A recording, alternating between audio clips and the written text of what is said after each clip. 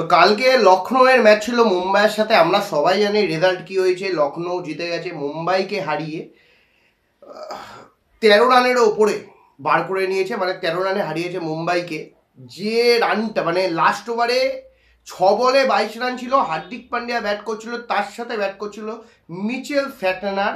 না, মিচেল স্যাটনার কালকে ব্যাট করছিল না, তার আগে ব্যাট করছিল তিলক বর্মা। যে তিলক বর্মা 23 বলে 24 রানের একটা ইনিংস খেলে। টি-20 খেলা, সেটা একদমই টি-20 সুলভ ইনিংস নয়, এইটা ওডিআই ইনিংস। সেই 23 বল তিনি খেলেন, 24টা রান করেন, বলগুলোকে নষ্ট করেন, এবং যার ফলে মুম্বাই 6 বলে 22 রান করতে হয় লাস্ট ওভারে, যেটা এখনকার দিনে সম্ভব, অ্যাচিভেবল, বাট মুম্বাইয়ের খেলা থেকে মনে হয়নি সেটা মুম্বাই করতে পারে।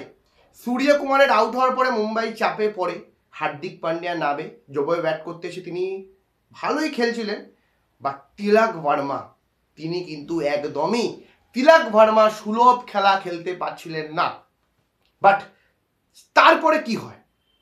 তারপরে তাকে রিটায়ার আউট করা হয়, যেটা অবশ্যই যে কোনো প্লেয়ারের ক্ষেত্রে একটা অপমানজনক, কষ্টকর।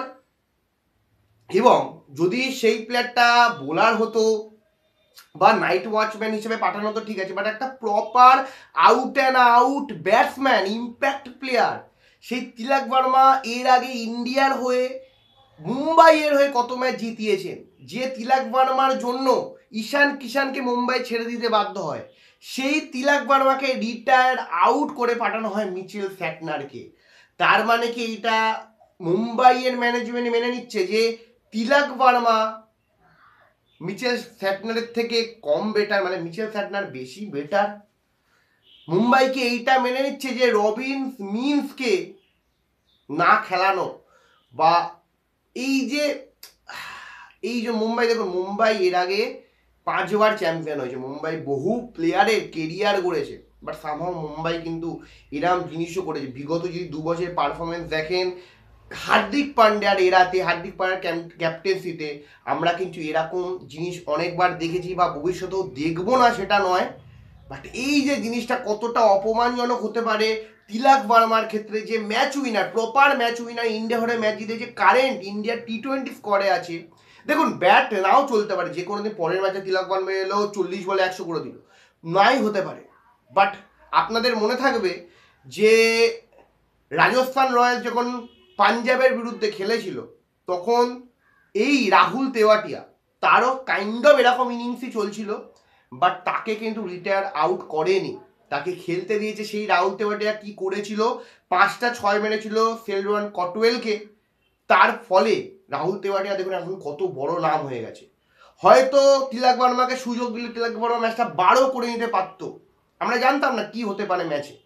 বাট এই যে জিনিসটা করা, কোথাও না কোথাও একটা প্লেয়ারকে অনেকটা বেশি ব্যাকফুটে ফেলে দিল।